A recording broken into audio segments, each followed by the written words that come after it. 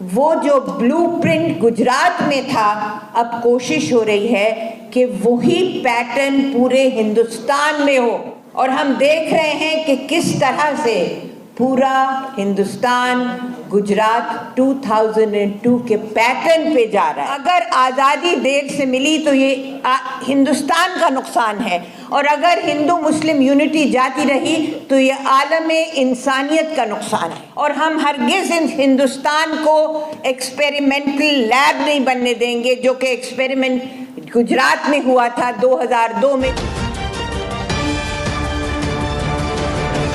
आप मेरी बहनें और भाई जो इस बहुत ही एक दर्दनाक सूबे से आते हैं, मैं दर्दनाक इसलिए कहती हूँ कि 2002 में मैं एक 6 महिलाओं के डेलीगेशन के साथ 10 दिन के अंदर मैं आई, जब मैंने गुजरात को में कत्ल और खून और गारत के जो मैंने सीन्स देखे, चाहे वो शाह आलम कैंप में हो, चाहे वो रणधीकपुर में हो, चाहे वो महसाना में हो, मगर वो जो हमने पैटर्न देखा, क्योंकि मुझे बहुत स्ट्रिक्टली आज़म साहब ने कहा है कि 5 मिनट और मैं ज़्यादा बिल्कुल बात नहीं करना चाहती, मगर ये एक कहते हैं कि एक पैराडाइम था, एक सीन, एक ब्लूप्रिंट था जो गुजरात में हुआ।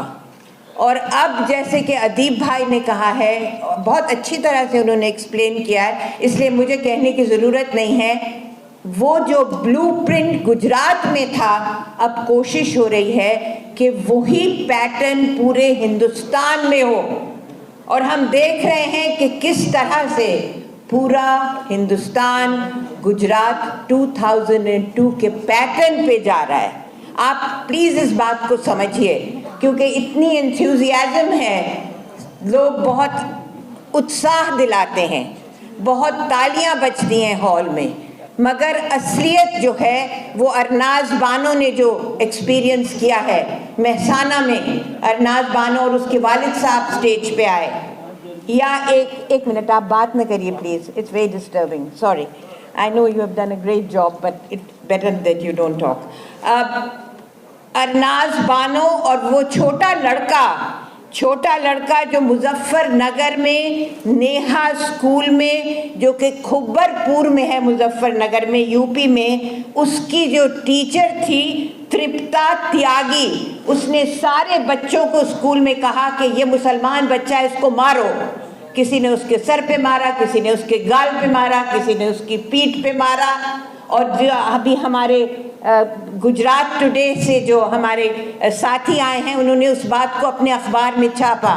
तो ये 2 छोटे छोटे एग्जाम्पल्स हैं आपके सामने, मगर बहुत बड़े बड़े एग्जाम्पल हैं जहाँ बच्चों पे ये मजालिम ढाए जा रहे हैं, चाहे वो गुजरात हो, चाहे वो यूपी हो, चाहे वो मुल्क का कोई भी हिस्सा हो।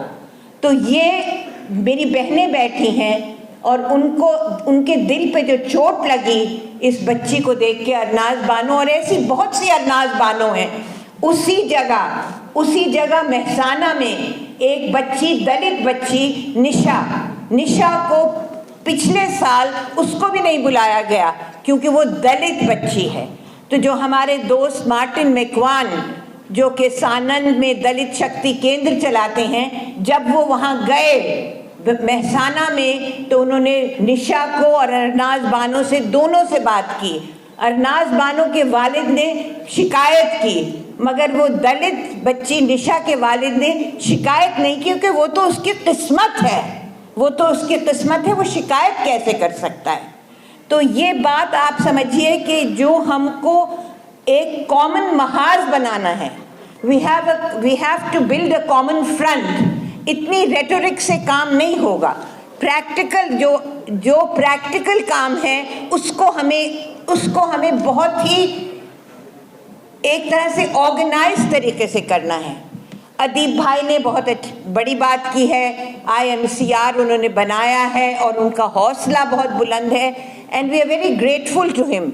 हम सलमान साहब के, क्योंकि सलमान साहब से तो हमारा बहुत पुराना रिश्ता है, जिसकी बात अभी अबू आसिम साहब ने की, आज़मी साहब ने की, और एक और किसी स्पीकर ने की। जिस वक्त ये मुल्क तकसीम हुआ 1947 में, तो हमारे सारे ख़ानदान को बाय फोर्स उसी हरियाणा में, जहाँ की बात अदीब भाई ने की, उनको बाय फोर्स बॉर्डर के उस पार भेज दिया गया। 90% हमारे ख़ानदान को भेजा गया, मगर जो लोग कुछ चंद मुट्ठी भर लोग रह गए, क्योंकि जाकिर हुसैन थे, जाकिर हुसैन जो हमारे मेंटर थे, मौलाना आज़ाद जो हमारे मेंटर थे। अबू आसिम साहब ने ये कहा कि मौलाना आज़ाद ने मुसलमानों को जामा मस्जिद की सीढ़ियों पे खड़े होके उन्होंने उनको संबोधित किया और कहा, तुम कहाँ जा रहे हो, तुम ये मस्जिद के मीनारे तुम्हें रोक रही हैं।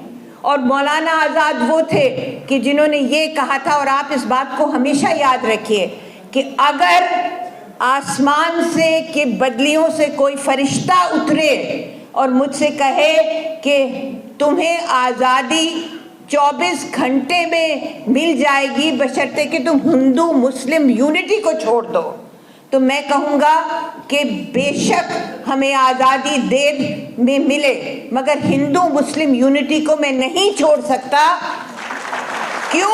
क्योंकि अगर हिंदू मुस्लिम अगर आज़ादी देर से मिली तो ये हिंदुस्तान का नुकसान है, और अगर हिंदू मुस्लिम यूनिटी जाती रही तो ये आलम इंसानियत का नुकसान है। ये बात आप समझिए कि कितनी गहरी बात कही। और ये हमारे रहबर थे, चाहे गांधी, चाहे नेहरू, चाहे डॉक्टर जाकिर हुसैन, चाहे मौलाना आज़ाद, ये इनकी वजह से हिंदुस्तानी मुसलमान हमेशा अपना सर ऊंचा करके ज़िंदा रहे हैं। और मैं यही इस वक्त आपसे यही बात अब मैं अपनी बात ख़त्म कर रही हूँ, क्योंकि आज़म साहब की बात को मैं रिस्पेक्ट करना चाहती हूँ, और हम सलमान साहब से और रहमान साहब से बात सुनना चाहते हैं। तो मैं आखिर में सिर्फ अपने पड़दादा, जो कि एक मौलाना अल्ताफ़ हुसैन हाली थे पानीपत के, उनकी चार लाइनों पे मैं अपनी बात ख़त्म करना चाहती हूँ, और इसको भी आप गौर से सुनिए। मौलाना अल्ताफ़ हुसैन हाली ने ये 1905 में कहा था, और क्या कहा था? तुम अगर चाहते हो मुल्क की खैर, तुम अगर चाहते हो मुल्क की खैर, न किसी हमवतन को समझो गैर, हो मुसलमान उसमें या हिंदू, बौद्ध मजहब हो या हो सिख बंधु, सबको मीठी निगाह से देखो, समझो आंखों की पुतलियां सबको। मुल्क है इत्तेफाक से आज़ाद, मुल्क है इत्तेफाक से आज़ाद, और मुल्क है इल्तिफात से आबाद। मुल्क में इत्तेफाक होता अगर, खाते गैरों की ठोकरें क्यों कर। मुल्क जब इत्तेफाक खो बैठी, अपनी पूंजी से हाथ धो बैठी। तो याद रखिए कि मुल्क में इत्तेफाक होता अगर, खाते गैरों की ठोकरें क्यों कर। मुल्क जब इत्तेफाक खो बैठी, अपनी पूंजी से हाथ धो बैठी।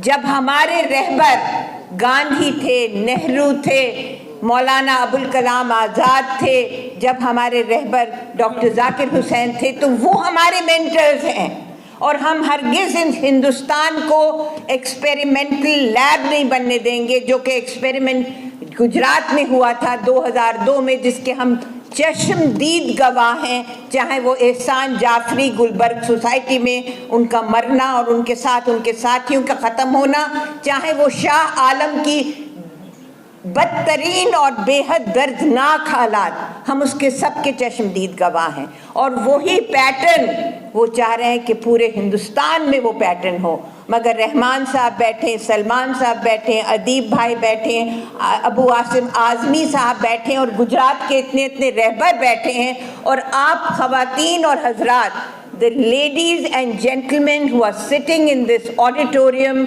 उनका फ़र्ज़ बनता है कि हम हिंदुस्तान को गुजरात का एक्सपेरिमेंटल, जो उन्होंने एक एक्सपेरिमेंट किया था और एक तरह से हिंदुस्तान को गुजरात को एक्सपेरिमेंट किया था, उसको हरगिज कामयाब नहीं होने देंगे। अब मैं कहती हूँ नहीं होने देंगे, आप जवाब दीजिए। उसको कामयाब नहीं होने देंगे, उसको कामयाब नहीं होने देंगे।